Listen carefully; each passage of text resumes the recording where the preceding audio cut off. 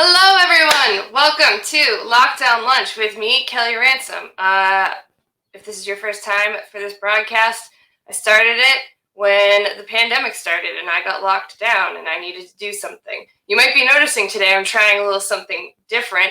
Typically, I do this spiel and the guest is kind of sitting awkwardly next to me in their little box. So today I figured I would do my spiel and then bring the guest into the studio as I'm learning how to use this fabulous platform called StreamYard. Today I am so happy to welcome Nicole Bluefort. I'll bring her in 1 second. She is an attorney and she has been on CNN, ESPN, and Fox, so I'm very flattered and honored to have her on this little show today. Welcome, Nicole. Hi, Kelly. Thank you so much. The pleasure is mine to be on with you. So I really appreciate it. I love it. So you're an attorney, and we'll talk a lot about that today. And I also was just like reading your extended bio right before we went on, and I saw that you're a big sister. I am. The Big Sister Association. Yep, and I'm on the board of directors, and I also mentor two. I don't want to say young girls because they're post college graduate, but yeah, I'm a big sister, so that's exciting. I love it. I'm a former little sister, so I'm so happy to see that. Very neat. That program really changed my life, so thank you for doing that. Thank you. I have to ask, I like to start off with, how are you feeling today? Oh, God, it's been a busy day, honestly. We've had a lot of potential clients coming in, and I'm very fortunate to be able to say that because I know a lot of businesses out there struggling, which is why I'm coming on to be able to give people guidance. But very, very busy day today. Most days are busy and just trying to continue to deal with this unpredictable time, not knowing, if a phase is going to open, not knowing if we're going to have a hearing tomorrow because the clerks of the courts are letting us know at the last minute. So it's going to struggle with that. Yeah, I know. That's so stressful. Yeah, so it's just been a busy time, and we are at the law offices of Nicole and Bluefort have been really doing a good job just adapting to this unpredictable time. Well, you've definitely kept it busy, so that's good for me. I always try to make new things to make myself busy, so I'm happy that you have things happening organically for you. Thank you. To keep you busy. So I think you're the first attorney that I've had on. I've had other people in the law field, but I would love to hear about your journey as becoming an attorney and an entrepreneur. I would love to hear about that. Well, my journey is not as glorious as people think it is. They have seen me on different networks, and I'm currently on TV commercials and things like that. And people call me. My nickname is the Billboard Lady because I'm on billboards and stuff in the North Shore and Boston. So I know, I saw that. A lot of people see that and think that my journey to becoming a lawyer and a successful entrepreneur was an easy one. And if anybody knows me personally, it was far from that, at least at the beginning. So I guess if I could take you back to how I even got into being a lawyer. Yeah. I attended Boston College. At that time, I went in thinking I wanted to be a doctor, which is so funny about that because I swear there had to be 1,000 other people that wanted to be a doctor too. I don't know what it was. I just maybe I thought I was going to do it for the money. It's prestigious. Yeah. I got caught up in those kind of things that a lot of people get caught up in, the money and there's a prestige rather that's attached to a title, right? So come to find out, reality really hit for me. And the reality was I didn't really have any interest in being a doctor. I kind of liked science, but the other part of it is that, yeah, you actually have to be good at it because you have to do 4 years of college, you have to do 4 years of medical school. Yep. And it's got to be something, one, you have a passion for, and then you just have a skill set for. And I had neither of those. So fast forward, I decided to become undecided. When I told my parents that, they're like, what do you mean undecided? All this money for college and stuff like that. I was just like, relax. I'm figuring it out. So I kind of went on this journey of just kind of self-discovery, just trying to figure it out. And what happened is my third year of college, I ended up meeting some really cool roommates, and they were just like, I think you'd be good treasurer for BALSA, which stands for the Black Law Students Association, handle our finances. I was like, okay, I don't have any interest in law. They said, that's okay. So come to find out, I joined that organization, fell in love with it, and the rest was kind of history in terms of how I got into, law school and all that. So when I graduated from Boston College in 2006, I then got accepted to Northeastern, was a big fan of the co-op program, and then also got my master's of public health. And so the second part, I guess, of the story is how did I get into the entrepreneurship, right? So it was me ending a 2-year term at the Massachusetts Appeals Court. And I knew it was going to end because, again, it's a 2-year term. So I did what I thought was the right thing. So when you know the employment is going to end, you start to prepare and you do interviews, you put in applications and stuff. Wasn't getting anything. And I'm like, what is up with this? And a part of it also, I graduated or left that employment as well during a very bad time. If you can remember 2010. It's just, it's competitive. Legal field is just competitive anyway. And then just in and around that time, we had an economic downturn. Not as bad as it is now, but it was a very difficult time for anybody that was looking to find a job. And even with all these credentials, the Tufts, the Boston College, the Northeastern, it was very just difficult to be able to find something. And then what ended up happening is after leaving that opportunity at the Massachusetts Appeals Court, it was about 3 months of being unemployed. I was like, I'm not going to just sit here. I got to figure out something. And that's when I decided to hang my own shingle. That's what they call it. Hang your own shingle, an attorney. And I decided to hang my own shingle, give it a chance. And it ultimately, it took off. A lot of stuff in between that, but ultimately it took off. And now you have a law firm. So now we have a law firm called the Law Offices of Nicole Bluefort. We are a 7-person law firm that is full service. So we have attorneys that practice in a variety of different areas. Those areas are family law, probate, criminal defense. We do real estate. And I really pride myself on being a minority-owned law firm because there's not a lot of law firms that are out there, particularly that are African-American owned. And then again, the fact that we are all female, that definitely wasn't planned, and it's not planned. But what was important to me when I started my firm was to kind of go against the grain. And I'm just that kind of person. I want to do something different. I wanted to be able to cater to our clients, and a part of that is being a reflection of the people that we serve. And typically the legal field is white male dominated. So it was important as a woman of color to make sure I recruited and I'm able to retain people of color on the staff. So we have, people from African American descent, Hispanic, Brazilian. We're really diverse. A lot of people that can speak a lot of different languages.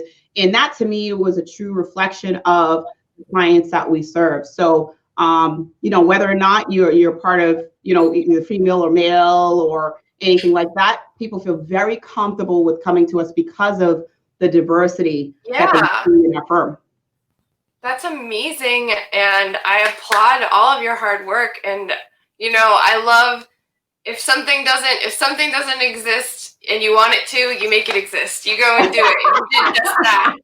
We try. I do the best I can. It's amazing. So the pandemic has hit a couple months ago. Oh yeah. And I know that I had to adapt. Everyone around me has had to adapt. And I'm curious, how is the law field, and you personally, how have you had to adapt with this new life of living in COVID? Well, we had to adapt really quick.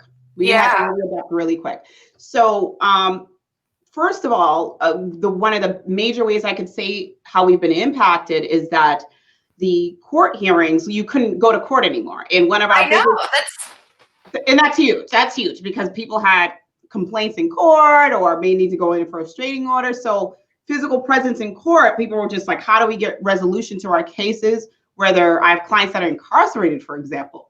I have people that are currently living with someone that they want to be able to unfortunately separate from, divorce from, and all of this is kind of halted, or somebody that's looking to see their child and they're trying to get a resolution to the court. So how do they do it? So number one, I think the biggest way that people were affected and how I guess the firm was affected is that we couldn't physically go to the courts, and we had to wait as patiently as we could for the SJC, the Supreme Judicial Court, to send us an order as to what was going to be happening. And I think they were trying to figure out with just, listening to the governor, listening to the president, I'm sure consulting with public health department about how is it that we best address it. So it seemed like every time they would make a change and we would inform our clients of the change, they were then making another change. And so it was very difficult and frustrating, obviously, for us and all our colleagues that were in the legal field. And most importantly, that sort of unpredictability definitely affected the clients. But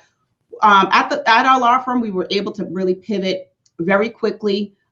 Even though it was unpredictable, we were able to call the clerk's office regularly. Sometimes it's 5 times a day, literally, because we just want to make sure if there are any kind of changes with things, we are able to inform our clients. In other words, the sooner the better on things. But of course, especially if you're like incarcerated and all that, like.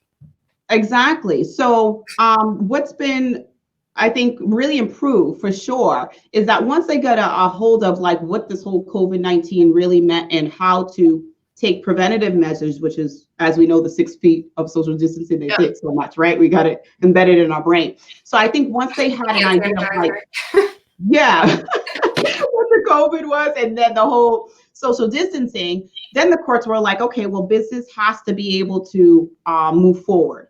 And so how they've been having business move forward with the courts is that even though it's been closed to the public, we've been having hearings by Zoom. So I've had a hearing yesterday. I've had multiple hearings over the course of the last couple of months. So things can definitely happen either telephonically or through video conference. So that's kind of really been how we've been operating with the courts, and then also even with our clients. And it kind of makes them feel better that now their cases are moving forward, maybe not in the physical sense that they're accustomed to, but the main thing is they're moving forward and able to get resolution to their cases.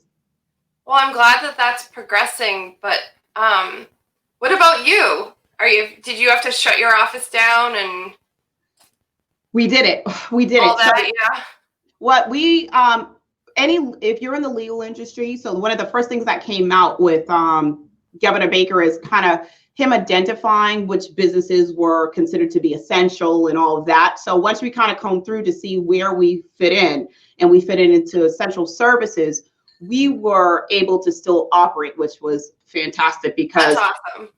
With people that have active court orders, there's people that, domestic violence, unfortunately, that's happening in people's houses. People have emergency custody issues.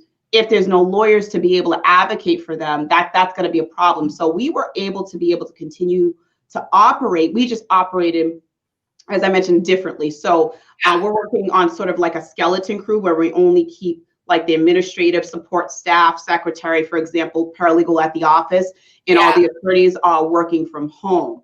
And that allows just very limited people in the office. And then we also do like a staggered schedule so that the same people are not meeting, at the same time. So it's actually worked out really, really well. And we're currently still doing that at this time. So even though there are phases for reopening and things like that, we feel that we are just continuously being able to better serve people in this way because the clients have adapted to doing things virtually. And to me, it's the safest thing to do anyhow.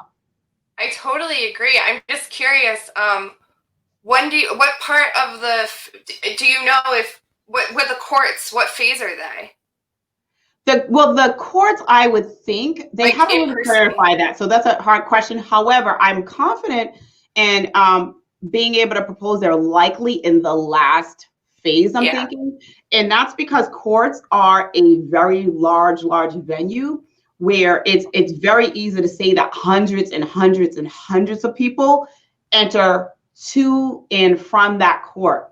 So the current rules that are in place is that trials have been continued to July. So that's less than a month away, right? And I have a feeling come July, I could be wrong, that we physically still won't be present in the court until I would think that at least till we have a vaccine or treatment. And where we have Zoom, I mean, I get to see the judge right in front of me, or I get to hear a judge. And so because that's been operating so smoothly, I don't think courts are really in a rush to get hundreds of people back into the courthouse right now. Yeah, no, if I had to guess, I would say phase 4 if I was just guessing on my own. Oh, yeah.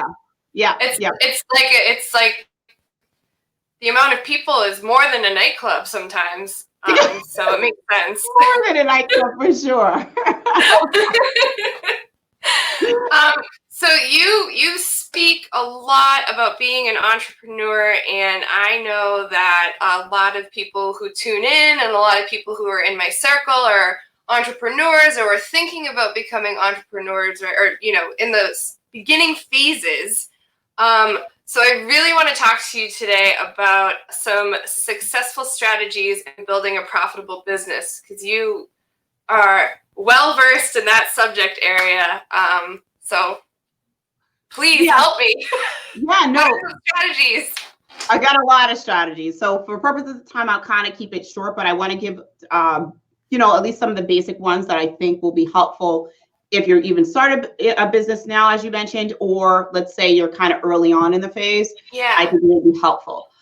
So I shared with you, Kelly, kind of a little about my story of when I went to Boston College. I was, in the pre-med program, I was like headstrong that I wanted to be a doctor. So what am I getting at with that story is it's about passion, because being an entrepreneur, you don't have anybody on your back to say, you need to be here by 9, you need to leave at 5, or, there is no structure, for example. There's just not that level of structure. So it's the best. Yeah.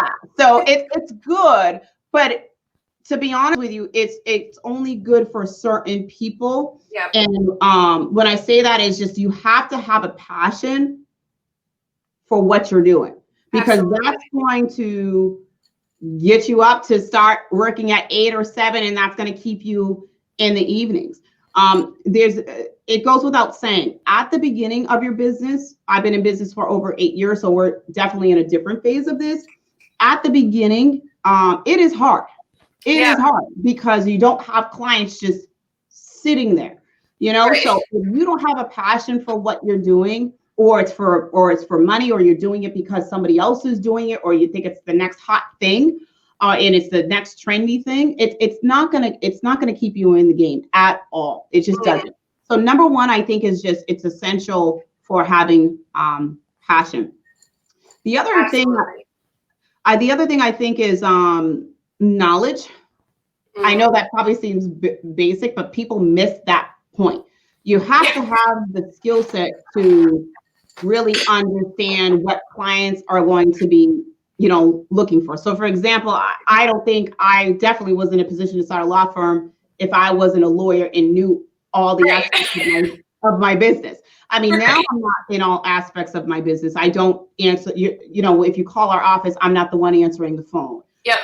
I don't compile exhibits and stuff. I have a certain role now, but at the beginning, you're not going to have the level of revenue to be able to have a secretary and that kind of stuff. You really have to have knowledge of all aspects of your business. And if you don't already have the knowledge or a method or a way to actually attain that knowledge, I think it's going to be very difficult for you to be successful. I totally agree. What else? I think having a mentor. Oh, that's a good one. I don't have an official one of those. So right. Tell me more. There's never you probably do, but you don't really realize that it's your mentor. Right. So people are very big on thinking they need to go to a coach, and coaches are great. I coach people and things like that, but there are ways you don't have to spend money for guidance. Essentially, a mentor is someone that can give you guidance. And I say have different types of mentors when you're talking about your business, right? So in my case, I have a mentor that I can literally pick up who's been in this game for maybe 30 years. Wow. You want to have somebody that's sort of been there and done that, that's gone through all the ups and the downs, that can guide you through whenever you have a question or have an issue.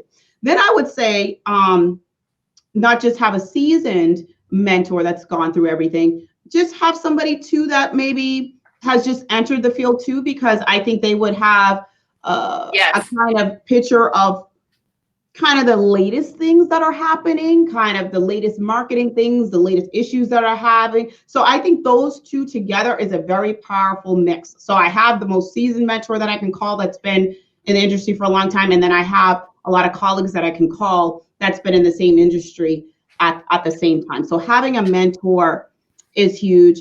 And then I would say two last things, if I can, is focus on value. So everybody, you go into business, of course, looking to make a profit, but you have to focus on the value that you bring. So one of the differences with my law firm is we've never charged for like at least initial consultations. If we have subsequent consultations with people, then obviously we have to charge you because it's our time. But we have always, over the 8 years I've been in business, offered free initial consultations because I want to be able to understand your case. And I don't want you to have to worry about being charged for just you telling me about your case. I want to hear your case. I want to help you by identifying the legal strategy to your case, and then how I think we can get to a conclusion of your case. So I think that is an opportunity to show the value, the expertise I can bring by being able to sit down with you. So be prepared to offer the value before you're ready to just add a dollar mark to, you know, the service. That just goes a long way with people. Do a lot of law firms charge for consultations? They do, and again, I'm not knocking anybody that does, so I want to make sure if you're. No, I'm actually surprised. And I totally get it because the lawyer's time or anybody's time is what they have to offer, what they have to say. Valuable, yeah. Is valuable. But for me, my concept of it is just a little bit different. I want to be able to show you the value that I can bring to you, my expertise level, and how I can identify a plan A, plan B. I literally go down a plan A, plan B, plan C. And many of the people, after they leave a consultation with us, they're like, wow, you know, a lot of people just don't take the time to, number one, listen and to show me the variety of options that I have to tackle this, you know, this legal issue that I'm having. I love it. So we have passion, mentor, value. Which one? What am I missing? Value and know how to do everything. Yes, that too. And I didn't get into marketing. I guess just make sure that you are. And marketing is not always just going on just social media, which it's a big part of that. And I can always talk about that for another session. Social media is a big part, but just make sure you have different methods to which you are going to remain visible. And that doesn't always mean that you have to pay for it. It could be you just joining an organization, a chamber, a networking group, anything like that. You've got to make sure you're just always marketing yourself and remaining visible. We were talking a little bit before we went live. You said that you mentioned that this is the most amount of Facebook Lives you've ever done. It's true. I feel like I'm on Facebook Lives like twice a week. I wasn't doing this before, but it's important as an entrepreneur, as you're watching this today, you've got to be able to pivot very quickly. So as a businesswoman who's very experienced, I've been in this for a while, you have to be able to identify where people are. And obviously, if they're staying at home, where are they? They're at home, right? And they're either watching TV or they are online. Yep, on their phone. Why Facebook shares have gone up. So people are online, right? Yep. And so I had to make sure I am where the people are. So I had to switch over our method of marketing. And most importantly, letting the community know at large that courts were still open for business, just not in the traditional way that we are accustomed to. It's so important what you're doing, because you're promoting yourself, which is awesome in your business, but you're educating people as well. So you're giving back to the community big time, the entire community, by sharing your knowledge. Because I don't know if I knew courts were open. I think I knew, but now I definitely know. Yeah, a lot of people know, Kelly, you're not alone in that. A lot of people thought that courts were closed. So when I was going on Facebook Lives and telling people, hey, you can still, if you're suffering from domestic violence at home, there's still a way that I can assist you by calling into the court and we plead your case before the judge. Or yes, you can still file that complaint. It just will be some time before you get the hearing. But when you do get the hearing, it will be by Zoom. People didn't know those options. So if you're not communicating it to people, and then most importantly, letting them know you could still be of service to them, you're doing yourself a disservice to your clients and to your business. It's so important.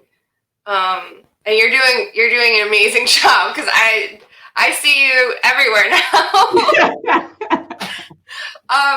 So if someone's watching right now and they've been at home, maybe they're unemployed, maybe they're thinking of pivoting because of what's going on from what they're doing for their full-time job, and they want to start a business or build a business that they've already been working on. Do you have any tips for right now during this pandemic time on what can we do as aspiring entrepreneurs?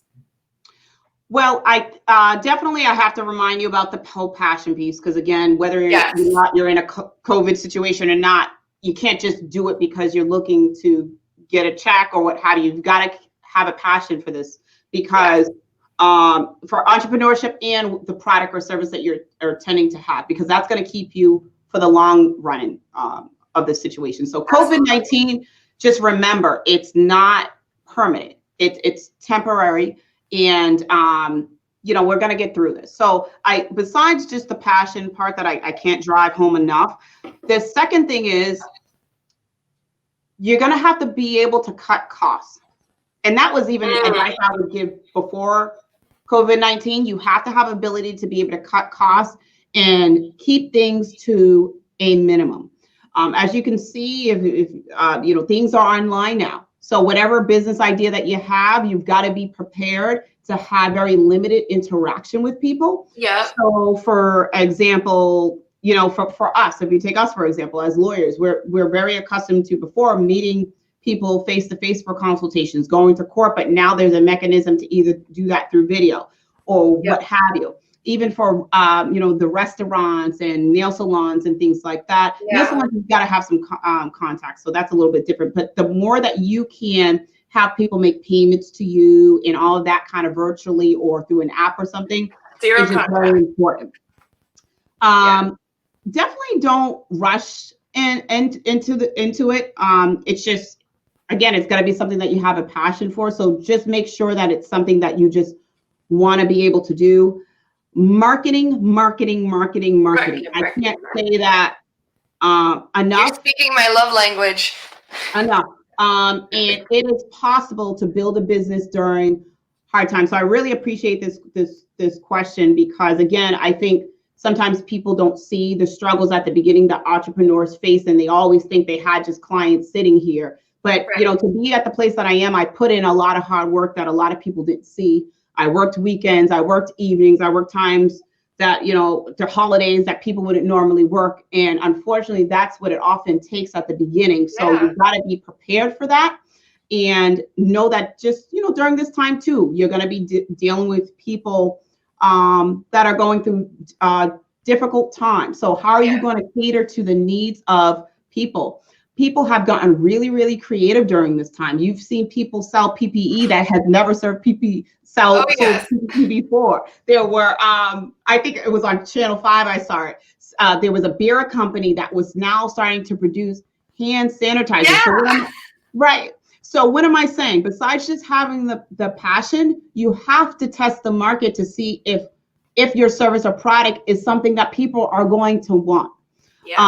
So, and if there's a drive for that, is there a want, is there a need, a desire for that? So PPE is definitely, now that it's required for hospitals, people everywhere. For their personal life, you're gonna have masks. You see people sewing up masks. They never sew, so those are things you've got to definitely look at. Is it a product or service that people are actually in need of? That's great advice for myself. I'm in event planning and marketing by trade, but for event planning, oh Lord, have I had to pivot and change and learn how to do banging Zoom meetings because Yep. So how are you like, I guess a question for you, I was curious, I didn't know about the event planning thing. So, a good example like with yourself. So you're an event planner. So maybe people can't physically meet all together, traditionally like they might have used to, but you can help people to hold events online. So maybe it may not be a Facebook, obviously probably won't be the venue because you're going to get people that maybe are not quote unquote invited to the event, right. but a lot of people are doing, kind of like the Zoom, the private meetings and things like that. And it still takes some level of planning. So your services are very much, I think, something that you can easily pivot, but you've just got to be able to pivot in a way that is adapting to how people need to social distance. Yeah. People are still having events for sure. And it was important to me because I do have a passion for this. So it was important. So I get the passion piece. I love that. You really drive that home. It was important to me to remain relevant in my field. And my field doesn't really exist right now because there's no gathering. So I just spent the first month of sort of lockdown learning Zoom, learning how to, work all these new tools that I didn't use in my daily life. And then now I'm in the teaching phase. So I'm teaching the people around me how to use it. So by the time I'm going to have a big event in October, it's no problem. You just jump on Zoom and party. But and it's easy, yeah. Adapt. You have the best advice, my lord. I love it. I'm glad it's helpful. I'm glad it's helpful. But okay, so we've talked a lot of business, and I think that you've inspired people today, watching now, watching later, because we do put these up on YouTube later. But what have you been doing for fun? Oh my God. Well, it's hard to, I guess, quote unquote, have fun, but okay, it's been a lot of stuff. So I have a little, dog. Her name is Lynn because I'm originally from Lynn. So, my fiance and I will go out and do walks with her. We'll spend time, walking woods, hiking, things like that we can do, head to the beach or something. I've also been working out a lot more with a personal trainer, and that's a way, I think, kind of mentally kind of keeps me engaged socializing with someone. And then what I'm finding is that your health is, not that your health wasn't important before, but your health is even more important now. Yes. God forbid if you ever get this virus or in your ability to be able to fight it off, and just mentally it keeps me focused to be able to deal with my busy schedule, because right after this I got calls back to back. Before this I had back to so in order to deal with that, exercise is a great way to be able to get that sort of stress off, and obviously builds up confidence too in yourself and all that. And that's all the stuff that I can say I've been doing for fun, and exercise is fun. So no, I feel that because we're still open. Where I work is still open, but we're all working from home, and it's been nonstop work. And I've had to find myself making a point to schedule fun. Yeah, you definitely got to have that all kind of mixed in, because when you're an entrepreneur and you're really working from home, it's very easy to keep working because you have that structure of going to an office, leaving the office. So you've definitely got to build your schedule in. So I usually carve out this time, believe it or not. So usually from about 12 to maybe 1:30. I try not to even take calls from my staff. I let them know this is my personal time. I want to be able to go for a walk. I want to eat. I want to exercise real quick. I want to do this. I make sure that I have my personal time, and then I have my hard kind of mark of when my day ends. I'm a little bit more flexible though with that because of a lot of the influx of clients that have been coming. So I've been doing more evenings and weekends, but it's very important just in general as an entrepreneur to keep your space, because if you don't balance, you're going to ultimately run out of gas, right? You're going to burn out, motivated. And at the end of the day, you'll if you're not healthy, mentally, emotionally, physically, you'll be no good for your clients. I totally agree. And I've been going on walks too almost every day now with my partner. So it's amazing to do that. It's relaxing. And it gives you something to do. Yeah. And we're not on our phones or anything. There's no technology going on, No which I love. news, no, because we can just, I feel like I'm glued to that news a little bit way too much. It's a mental break. And that totally brings me to my next question, which I do ask every guest because I think it is important to shed light on mental health. The show was started for my mental health. What have you been doing or not been doing for your mental health during this whole time, this pandemic?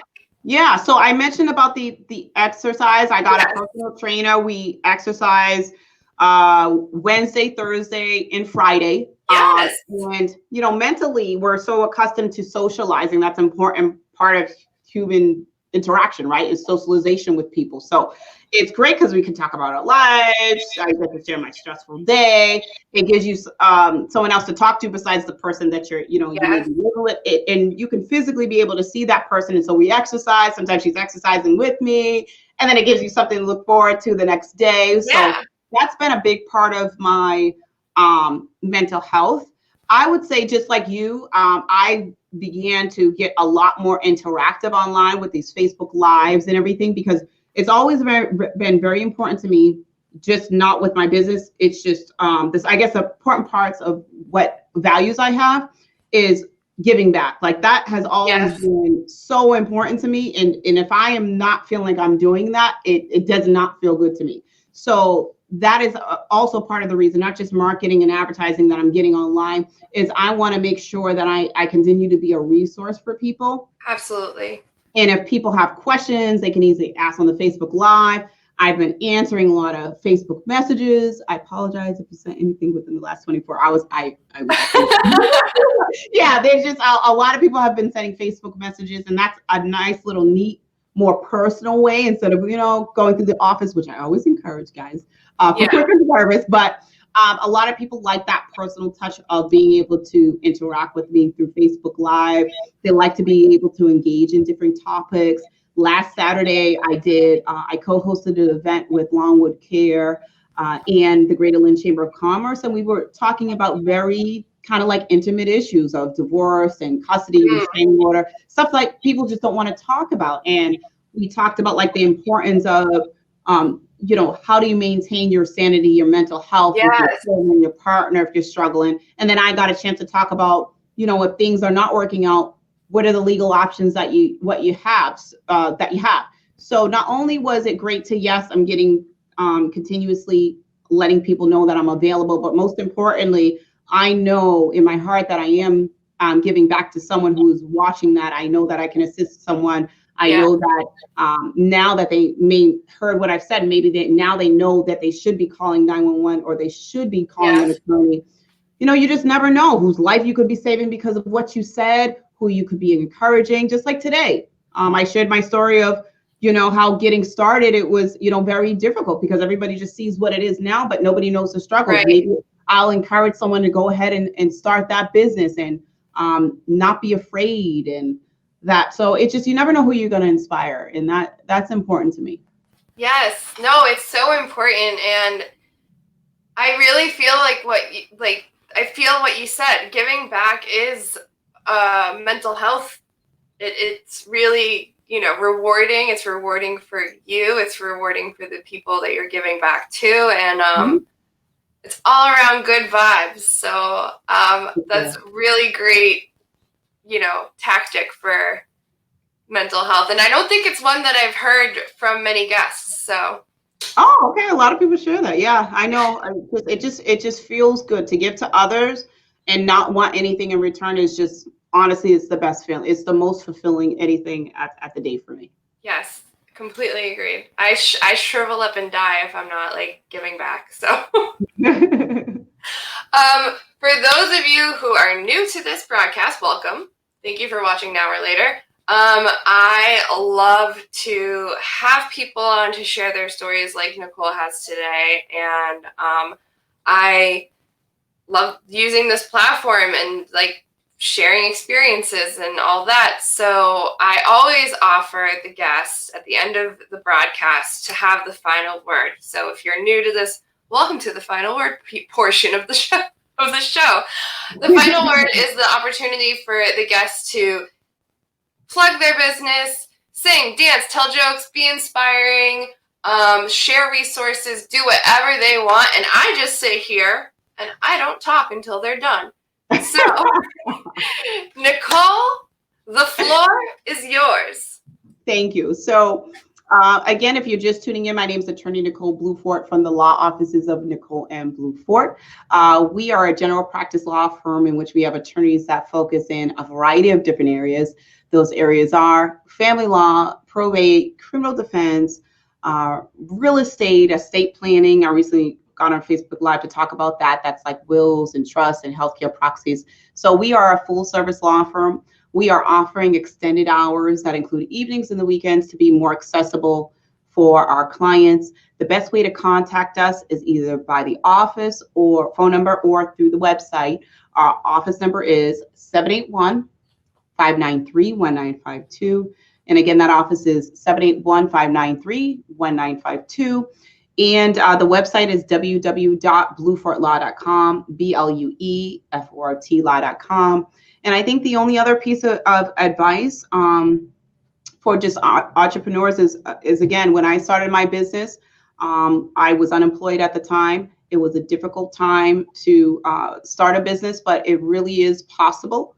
Don't let people discourage you. When I started, there was a lot of, I can say that a lot of people that didn't think maybe I was going to be successful or said it was hard, or maybe the office that I had at the time wasn't the best setup for it. But you can't let none of those naysayers get you off track, because that's just how life is. You've got to, if you want to do something, you've got to focus on it and keep around you people that are only going to give you those positive vibes and be able to support you.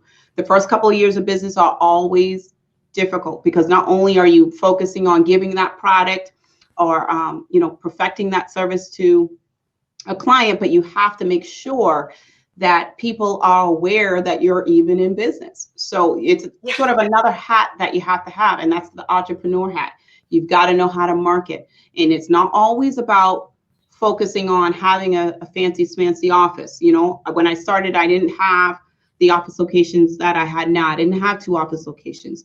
I didn't have, an extravagant financial district Boston office that I had now. I started by minimizing my expenses. And instead of focusing on, making myself appear bigger than I was, I focused on providing quality customer service. And really making sure I brought value to the client, and all those other things that you're looking for, the nice office, if you even need one. During this COVID-19, as I mentioned to you, a lot of things you've got to be prepared to pivot to things online.